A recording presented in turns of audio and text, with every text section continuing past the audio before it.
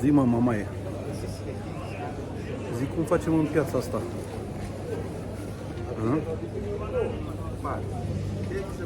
Uite, fraierul ăsta se plimba prin spatele meu să încerdească telefonul. Ați mai pomenit așa ceva? Face că vorbește la telefon. Se apropie astea de mine.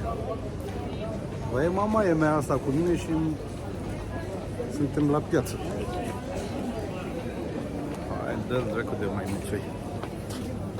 Începură, fetele, nici nu veni bine în Zagreb că începură să întoarcă capul după mine. Ceau! Am pomenit, bă, n-am pomenit așa.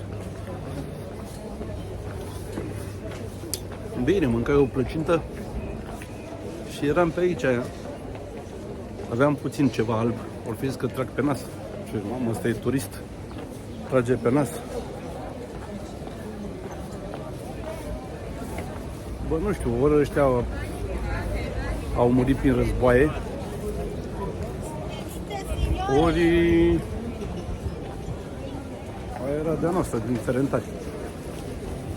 Ori toate fetele ăștia voi avea ce văd că aici nu mă dădui cu gel în cap, cu vreo spumă, vreo cremă, nimic. Ne plimbăm așa frumos prin Zagreb, dar nu prea e cine știe Zagrebul ăsta.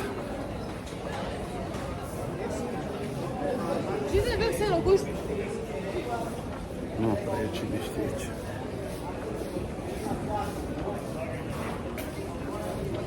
Căutăm un loc să bem 2-3 beri.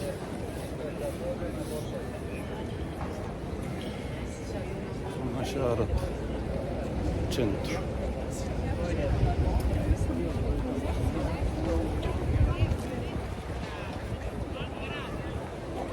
Ce-ar fi să mă sui în tramvai, să mă prind cu tramvai.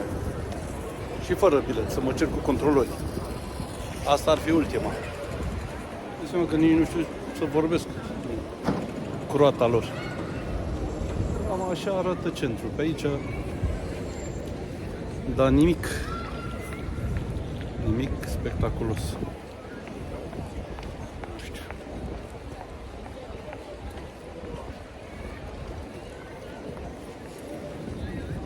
E bine că se opri ploaia, că avem nevoie să dau o tură.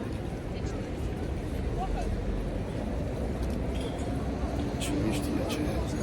Când doi mai venim pe aici. Ma, nu mai râdeți, mă. Am lipit la puștoicele ăștia, nu scap de ele nici pe aici.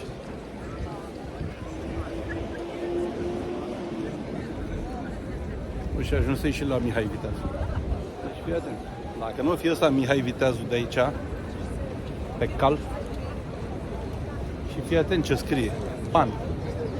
Cum se scrie? Ban Jelacic. Dacă uite și cum scrie. Ban. Deci banul croaților.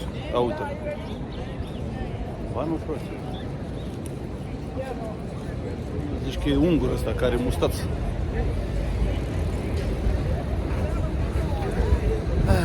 Nu avem ce să facem, mai bine mergem din Dubrovnik pe la plaje, ne plimbăm, facem o băiță, chiar nu avem ce facem pe aici.